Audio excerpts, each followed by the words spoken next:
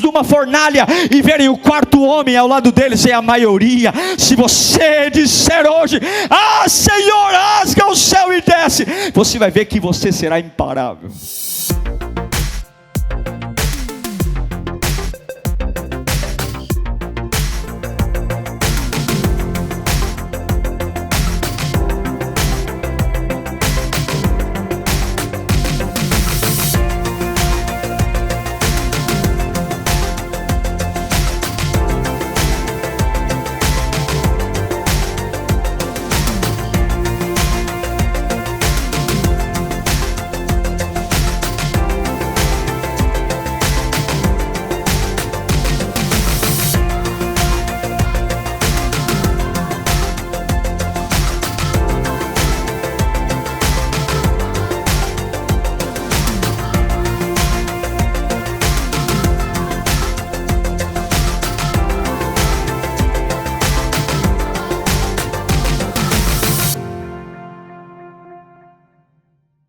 Isaías 64, do 1 ao 3.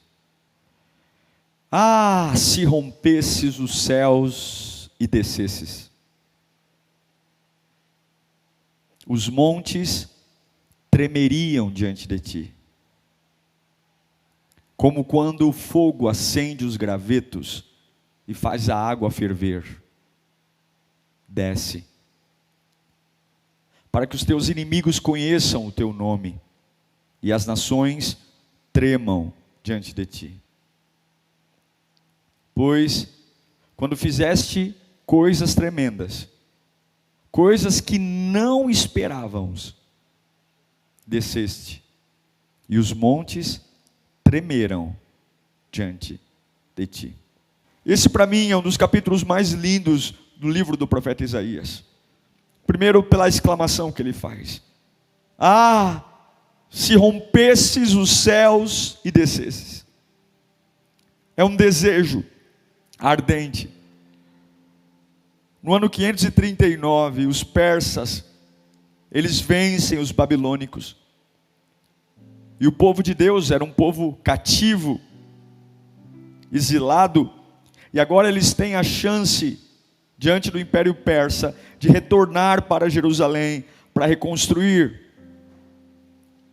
E nesse momento, no meio de tanta dor, tantos anos como exilados, escravos, tendo uma clareira de oportunidade de refazer a vida, de voltar para lidar com os entulhos. Não havia nada de bonito em Jerusalém, só ruínas, só dor, um rastro de erros. E o profeta Isaías, ele faz esse clamor: ah, se rompesses os céus e descesses. Ele implora por uma epifania, por uma intervenção de Deus. Ele grita, no meio das dores que reinavam, no meio dos lamentos de um povo que se perdeu ao longo do tempo, pelo seu próprio pecado, seu próprio erro, e agora vendo os movimentos dos reis, o Império Persa sendo erguido, o babilônico caindo, Isaías ele grita, dizendo: ah, se abrisse os céus, se rompesse os céus, se os céus se fendessem, se descesse, ele implora. E eu acho lindo esse termo, rasgar os céus, que é um termo exclusivo do Antigo Testamento, representa a vinda de Deus, rompendo as nuvens, a descida do próprio Deus, indo em direção ao seu povo. É uma súplica de um homem cansado, que vê uma clareira de oportunidade, e ele não quer mais que as oportunidades sejam desperdiçadas. E ele grita: ah, se rompesses os céus, se rasgasse os céus e descesses. Ele está falando de uma intervenção direta de Deus. Ele está falando: se o Senhor vier diretamente, se o Senhor vier, as coisas vão ser estremecidas, o fogo virá. Irmãos, isso é algo tão necessário. A gente vive uma fase de um tempo de cristãos tão frios, tão apáticos. Nós não temos uma dificuldade em dizer: ah, O problema é que os nossos não são acompanhados de que o céu se abrisse, a presença de Deus descesse. Não, como dói, como sofro, como estou cansado. Nós temos visto pessoas apáticas, cristãos apáticos, famílias inteiras de cristãos, pessoas que iam à igreja, eram tementes a Deus em uma época de suas vidas, choravam e simplesmente se perderam, nem se reconhecem mais, uma apatia, perderam o calor. Se você perguntar para ele: você é um cristão? Sim. Você vai à igreja? Vou. Você congrega em uma igreja? Sim. Mas há muito tempo perdemos o batismo com o fogo. Não sabemos mais o que é o calor do fogo do Espírito Santo. E avivamento, irmãos, não é emocionalismo. Avivamento não é arrepiar o braço, dizer: nossa, não. Avivamento não é isso. Avivamento não é uma fuga, não é um lugar que eu vou, não. Avivamento não é uma novidade. Avivamento não é um desvio. Avivamento é voltar-se para Deus. Avivamento é santidade, é se separar para Deus. Avivamento é uma oração fervorosa, é você orar e ter a certeza: olha, Deus está me ouvindo. É você dobrar o joelho, porque ninguém que ora fervorosamente levanta-se tímido depois de uma oração. Avivamento é o amor à palavra, é saber que essa palavra é verdadeira, é real, é poderosa para cumprir, para erguer um homem. Avivamento é uma evangelização regada a lágrimas, é estar na empresa, na banca de pastel, é estar no lugar, e quando eu falo do meu Deus, não tem como, as pessoas são tocadas, elas vão dizer: nossa, quando você fala sobre Deus, você é diferente, você se quebranta, e você fala: porque Ele é tudo para mim. Avivamento é um fogo que vem do céu, é quando o fogo cai sobre o altar e consome, pecadores caem de joelhos. A salvação é quando a igreja, e eu não estou falando de parede, de culto, eu estou falando de gente, percebe que a gente precisa do fogo de Deus. É esse clamor que Isaías está fazendo. Se rasgasse os céus e descesses, se o Senhor descesse aqui, se a sua presença estivesse conosco, como se Ele falasse: só a sua presença, Senhor, pode me entusiasmar espiritualmente. Esse se rasgasse os céus e descesses, para mim é um pedido desesperado por uma visitação extraordinária de Deus na família.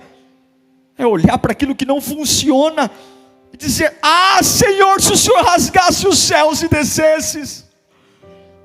É olhar para o meu coração frio, que parece uma pedra de gelo, tudo é racional, eu não consigo falar sobre Deus, eu não consigo refletir, eu não consigo nem interpretar mais um versículo, eu estou frio, seco, vazio. E no meio de tudo isso, eu poder dizer: Senhor, se o Senhor rasgasse o céu e descesses. O avivamento acontece quando nós temos sede, e nesses dias nós precisamos de avivamento, meus irmãos. Avivamento é uma reivindicação da glória de Deus.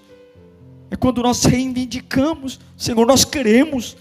Rasga o céu, rasga para inflamar a igreja, rasga para inflamar o meu dom, rasga para inflamar meu coração, rasga para que as pessoas te temam ao ver a tua manifestação em nós. Mas infelizmente nós temos visto muitos perderem o vigor espiritual, cultos apáticos, orações apáticas, formalidades. Quando os regulamentos são muito fortes, é porque a intimidade é fraca. Quando a gente precisa de muita regra, quando a gente começa a discutir por bobagem, quando a gente começa a ficar nervoso por coisa que não vale a pena, a escala, a gente começa a trazer o que nunca deveria importar, é porque de verdade a intimidade ela foi engolida pelo dia a dia. Deus me trouxe aqui nessa manhã para dizer que é um tempo de nós clamarmos pela visitação dEle. Nós precisamos clamar por uma visitação extraordinária da presença de Deus nesses dias. Nós precisamos ter coragem de dizer como Isaías disse: ah, Senhor, rasga os céus e desce, fenda os céus e desça, para que os inimigos temam o teu nome, para que nós possamos transbordar. Ah, se fendesses os céus e descesses.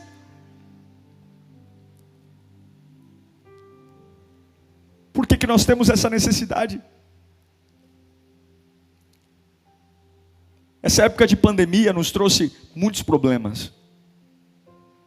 A gente aprendeu novos modelos de vida, forma de trabalhar, criação dos filhos. Todos nós nos tornamos principiantes na pandemia, porque é algo que nós não conhecíamos. E agora estamos vivendo algo, estamos nos acostumando a viver uma fase que a gente nunca imaginou e desacostumamos a ser quem éramos antes. E o problema é que muitos se perderam na fé nesse tempo. Por quê? Por que clamar para que o céu se abra e ele desça? Primeiro, porque Deus é a sua única esperança. Eu vou dizer para você, você pode se achar muito bom, você pode se achar muito capaz, você pode dizer: olha, eu me garanto. A presença de Deus é a nossa única esperança. A presença de Deus é a única esperança para nós suportarmos o que está para vir e o que vem contra nós. É a presença de Deus. É por isso que Isaías diz: ah, Senhor, se o Senhor abrisse o céu e descesse. Olha como Isaías muda.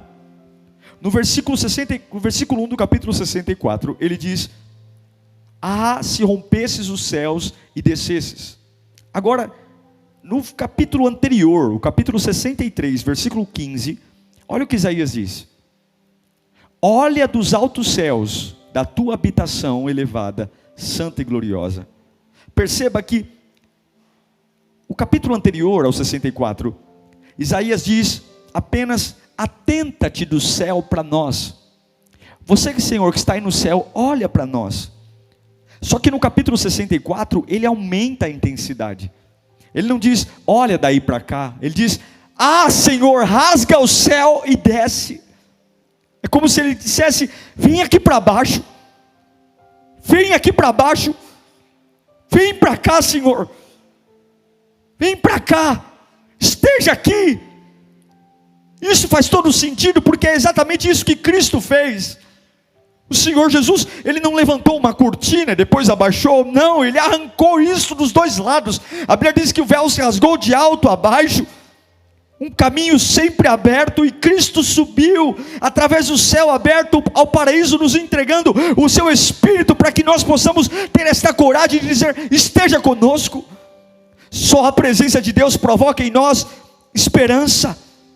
Se você está aqui cansado, dizendo: eu não tenho esperança, nada me alegra, eu não tenho paz, eu não tenho perspectiva, eu digo para você: não é o emprego que você trabalha, não é a casa que você tem, você certamente parou de se importar com a única coisa que pode gerar esperança ao seu coração. Esperança quando os homens falham, esperança quando o dinheiro não está aí, esperança quando a saúde não coopera, esperança quando simplesmente aquilo que você tinha em mente não acontece. Somente a presença de Deus. E é por isso que Isaías grita: ah, rasga o céu e desce.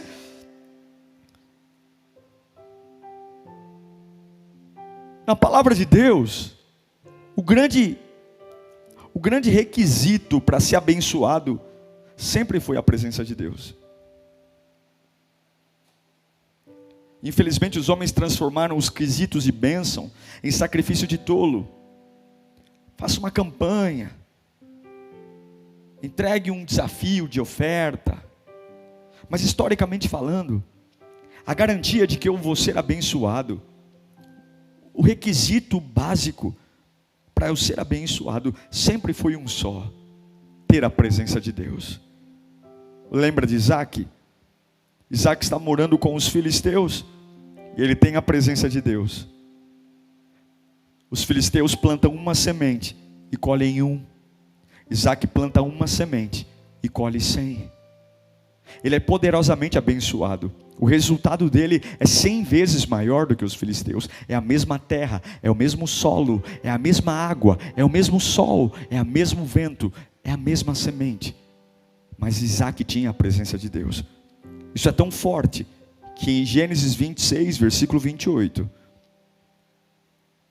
eles responderam: vimos claramente, os filisteus dizem, vimos claramente que o Senhor está contigo. É a presença. Ah, Senhor, rasga os céus e desças. É o que aconteceu com José. José, vendido como escravo para uma terra estrangeira, você conhece, injustiçado, aprisionado, jogado numa prisão no Egito, sem nenhum tipo de cuidado, tendo um resultado dramático e drástico para destruir sua vida. Mas em Gênesis 39, 23,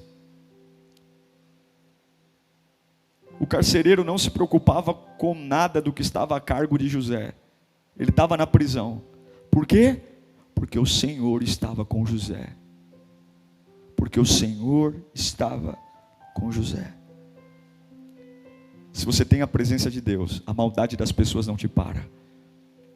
Se você tem a presença de Deus, os lugares sombrios, que não são vitrine, tem fases que não são vitrine, tem fases que a gente não aparece, tem fases que os resultados não são visíveis, tem fases solitárias, tem fases sufocantes, tem fases fedidas, tem fases frias, mas se você tem a presença de Deus, o carcereiro dizia: como é que eu enxergo Deus num homem que está preso?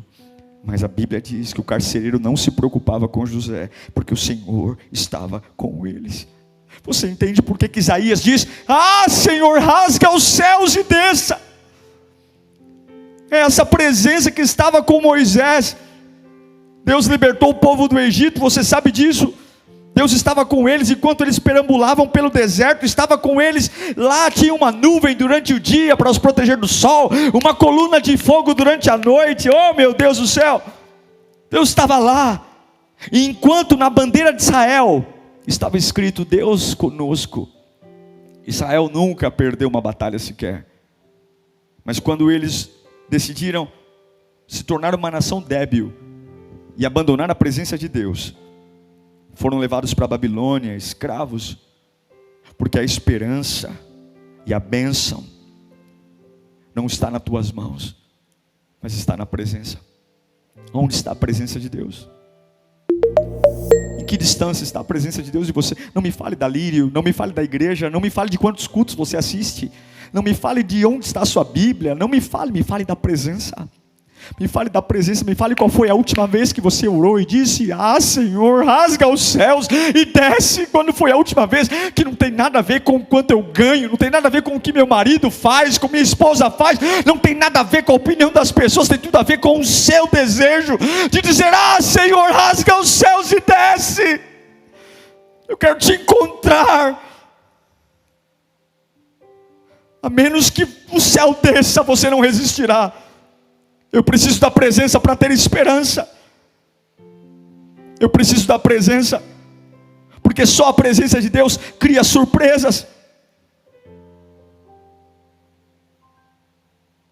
No versículo 3 do capítulo 64, diz: pois quando fizeste coisas tremendas, coisas que não esperávamos. Talvez você está esperando um milagre. Talvez você está esperando uma situação dizendo: pastor, olha, eu preciso de um milagre. Não tem como naturalmente eu sair dessa. Não tem como me livrar dessa situação, eu preciso de um milagre.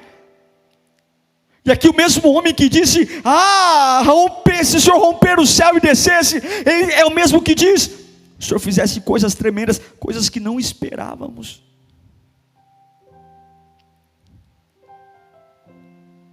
Coisas que não esperávamos. Você acha que os israelitas esperavam andar em terra seca, tendo águas empilhadas do Mar Vermelho à direita e à esquerda? Você acha? Todavia eles viram isso.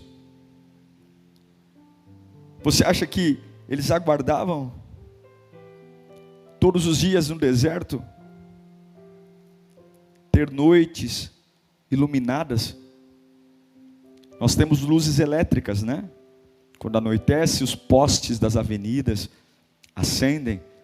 Agora imagine você no deserto, ter uma bola de fogo à noite, soltando faíscas, e todo um acampamento israelita, hebreu, iluminado. Quem seria capaz de imaginar algo assim? Quando você está com fome, num lugar que não tem água, não tem como plantar, e quando você acorda pela manhã, sai da sua cabana, o chão está cheio de maná, comida que cai do céu. Eles nunca esperaram viver isso, nunca. Quem dirá beber água de uma rocha? Quem dirá matar a sede? Nunca esperaram. Nunca esperaram rodear uma cidade por 7 vezes, e na 7ª volta do 7º dia, apenas assoprar as cornetas, e uma cidade inteira, Jericó, vê suas muralhas vindo ao chão. O nosso Deus é um Deus incrível. O nosso Deus é um Deus, você não pode deixar sua fé esquecer disso. O nosso Deus é um Deus de coisas que nós não esperamos. O nosso Deus faz o que nós não esperamos. Assim como ninguém nunca esperava que o próprio Deus desceria à terra, assim como ninguém esperava que o próprio Deus morreria numa cruz, um justo morrendo pelo injusto, assim como ninguém esperava que 12 discípulos, 12 homens simples, muitos deles iletrados, seriam espalhados pelo Oriente, levando o Evangelho a todas as partes do mundo. Quando você tem a presença de Deus, quando você tem a presença, quando você tem a capacidade de gritar: ah Senhor, rasga o céu e desce, você se prepara para viver aquilo que você não espera. E eu sei que tem muita gente aqui sentado com a cabeça latejando, e você diz: pela minha lógica não vai dar certo, não tem como mais, é o limite, não tem como, a minha idade, olha o lugar onde eu estou, olha o tempo, olha a hora, olha o mês, olha a condição, olha as minhas escolhas, e você diz: olha, na tua cabeça só tem o que você espera. Mas se você tiver a presença, oh meu Deus do céu, eu sei que tem gente, Deus está falando com gente aqui, gente está dizendo: pastor, olha, eu já olhei para todo lado, eu já conversei com todo mundo, eu já fiz todas as contas, e na minha cabeça não dá jeito. Deus manda eu te dizer: clame por esta presença, e coisas que você não espera vão acontecer. Encha-se dessa presença, beba desta presença, viva esta presença, mergulhe nesta presença, se interesse por essa presença, acorde pensando nesta presença, durma pensando nesta presença, cante pensando nesta presença, dirija, esqueça, desliga a rádio e canta, diga: abra o céu e desce, porque a minha Bíblia diz que coisas que eu não espero acontecem quando esta presença vem. Ele é a esperança, Ele faz o que ninguém espera. Isaías também diz, no final do capítulo, do versículo 3, que a presença dEle faz com que os montes tremam. Em algumas versões diz que os montes se escoem. A presença de Deus, além de trazer esperança, além de fazer o que eu não imagino, ela me faz superar obstáculos e problemas. Isaías diz: ah, rasga o céu e desces, e os montes tremem. Os montes tremem, a depressão treme, o desânimo treme, o inferno treme. Ah, rasga o céu e desces, e os demônios tremem, e o câncer treme, e a frieza treme, e os obstáculos tremem, e a timidez treme, e a dor de cabeça treme. Rasga o céu e desce. Rasga o céu e desce, para que os inimigos poderosos vejam que montanhas saem da frente quando há uma presença. Rasga o céu. Rasga o céu e desces, para que os impossíveis se tornem possíveis. Quando Deus desce, os corações mais duros são derretidos. Quando Deus desce, os corações mais duros, e nós nos perguntamos: Senhor, tenho orado tanto por minha família. Alguns dizem: tenho orado tanto por pessoas que amo, mas Senhor, o coração é tão duro como rocha. Mas se nós clamarmos pela presença, se nós transbordarmos desta presença, se nós nos apregarmos a esta presença, quando nossos corações são tomados por esta presença, de repente pessoas que estão mergulhadas no pecado, elas vão começar a ver a esperança de salvação de Jesus em nossas vidas. Quando Deus desce, o sangue de Jesus é manifesto. É por isso que Isaías grita: a gente não pode dar um passo, Senhor. Já fizemos tanta bobagem, já erramos tanto, perdemos tudo, Senhor. Fomos humilhados, fomos levados cativos, paramos de cantar, penduramos nossas harpas, saímos da nossa terra natal, servimos de atração para deuses pagãos.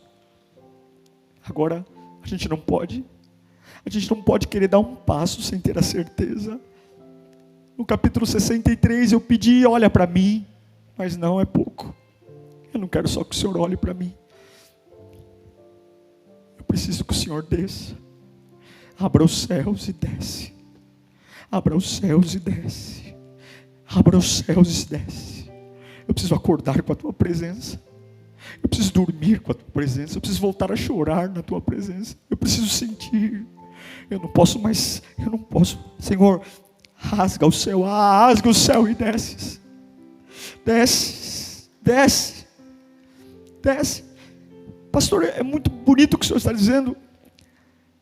Essa presença que traz esperança. Essa presença que me faz viver o impensado. Essa presença, como diz o versículo 3, coisas que eu nem esperava. Essa presença que soluciona os meus problemas, que faz montanhas tremerem. Mas como? Eu quero te dar 3 verdades básicas, para você nunca esquecer. Se você quer que a presença de Deus venha, guarda isso no seu coração. Tenha sede por Deus. Primeira coisa, tenha sede. Não é o que você faz pela igreja, não é seu dom, não. A nossa maior necessidade é a presença. Tenha sede por ler a palavra. Leia a Bíblia, leia, ore, nem que você comece com alguns segundos, minutos, mas coloque Deus na sua rotina, ore, tenha sede, e pare de culpar os outros pelo seu não avivamento.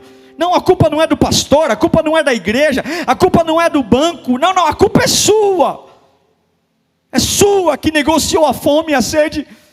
E se você quer algo diferente, se você quer uma vida apaixonante, se você quer romper, se você quer ter uma presença que te torne imparável e imbatível, é hora de você nesta manhã dizer: rasga o céu e desce, mas tenha uma sede. Minha oração é que Deus tire você e eu da letargia espiritual, que Deus nos acorde do sono, que Deus nos acorde dessa passividade, dessa oração hipócrita, onde nós oramos dizendo: eu confio em Ti, e saímos desesperados, estrambelhados, resolvendo tudo, fazendo tudo está nas nossas mãos. Para que eu preciso de um Deus se sou eu que faço tudo? Para que eu preciso de um Deus se sou eu que cuido da minha vida? Para que eu preciso de um Deus se sou eu que resolvo os meus problemas? Para quê? Como é bom depositar no altar de Deus.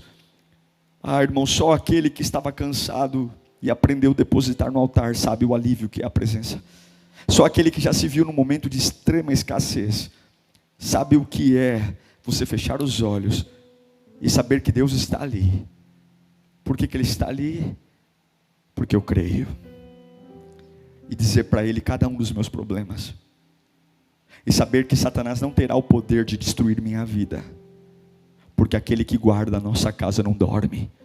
Só essa presença. Eu poderia colocar na lousa uma fórmula para você encontrar a Deus. Eu poderia tentar fazer uma fórmula matemática aqui. Ou eu poderia escrever um livro dizendo 10 passos para você seguir a Deus. Mas tudo começa com uma sede. Sede. Sede. Sede. A sede que leva você a desejar o fogo de Deus. Sede que leva para o fogo. Inflamado. O fogo que ilumina. O fogo que aquece. Olha que interessante. Em épocas de muito frio, o fogo se torna agradável. Muitas famílias têm lareiras em suas casas, em regiões frias. Aí toda a família senta em volta da lareira. É daí que vem a palavra lar, de lareira. Aí você vê aquele fogo e todo mundo pertinho olhando para ele porque ele está aquecendo. Porém, o mesmo fogo que aquece é o fogo que o refinador usa para derreter, desidratar os metais mais duros e arrancar a impureza. Assim é a presença de Deus. É a mesma presença que nos aquece em dias frios, nos aquece em dias tristes, nos aquece em dias angustiantes, dias de solidão. É a mesma, que abraço, só quem já provou desse calor sabe como é bom ser amado por Deus, só quem já provou desse carinho sabe como é bom sentir essa presença que nos põe em pé. Mas é o mesmo fogo que consome o pecado, que nos deixa inquietos quando estamos nos desviando, saindo do caminho do Senhor, que você fala, nossa, parece que eu perdi a minha paz, parece que eu não tenho mais paz, e você fala, é um incômodo, eu viajo, eu compro, eu vou para o shopping, eu faço tudo, mas há uma agonia. É o mesmo fogo que está ali, porque uma vez que você tiver a presença, você vai entender que o que muda a sua vida não é a lágrima, mas é encher o pulmão de ar e dizer, rasga o céu e desce, Senhor. Rasga o céu. Não basta fazer a obra de Deus, é preciso fazer a obra cheio de fogo. Não basta vir à igreja, é preciso vir à igreja com fogo. Não basta honrar a Deus com os lábios, é preciso ter um coração derramado na presença de Deus. Eu tenho sede, eu busco fogo, e por fim, eu recebo a glória. Sede, fogo e glória. O diabo jamais temerá um homem que não tenha a glória de Deus. Quando Deus fende os céus, quando Deus abre os céus para inflamar você, a glória de Deus se manifesta em você. Um homem que tem a glória e os olhos brilham. Uma mulher que tem a glória, ela pode morar numa casa super simples, ela pode ter uma vida extremamente complexa, ela pode ter coisas que os homens não admiram, mas uma mulher, um homem que tem a glória de Deus, o diabo baixa a cabeça. Mais do que qualquer status, mais do que um carro novo, mais do que tentar dizer, eu vou vencer na vida para eu provar. Pare. Seja cheio da glória de Deus, para você dominar sua cabeça, dominar sua boca, dominar suas emoções. O homem cheio da glória de Deus não é um cavalo na mão do diabo. O homem cheio da glória de Deus tem equilíbrio. O homem cheio, uma mulher cheia da glória de Deus, ele sabe agir na hora certa. E a minha oração para você hoje é: Senhor, rasga o céu e desces. Senhor, se descesses. Senhor, se o Senhor descer na minha casa agora, você que está me assistindo direto de um hospital, e se Deus descesse aí nesse hospital agora, hein? E se Deus descesse aí nessa UTI agora? Você que está me assistindo aí, que acabou de usar droga, e se Deus descesse aí onde você está agora? E se ele aparecesse aí agora, você que acabou de arrumar as malas e disse: eu vou fugir, eu vou sumir, e se Deus descesse aí agora? Você que disse que vai tirar sua vida, e se Deus descesse aí agora? E se você tivesse essa última energia que você está pegando para tirar sua vida, essa última energia que você está usando para ter a última discussão e pedir o divórcio, essa última energia que você está pegando para dizer: eu vou quebrar tudo, eu vou chutar o pau da barraca, eu vou morrer. Se você pegasse essa última energia e você gritasse: ah, Senhor, rasga o céu e desce.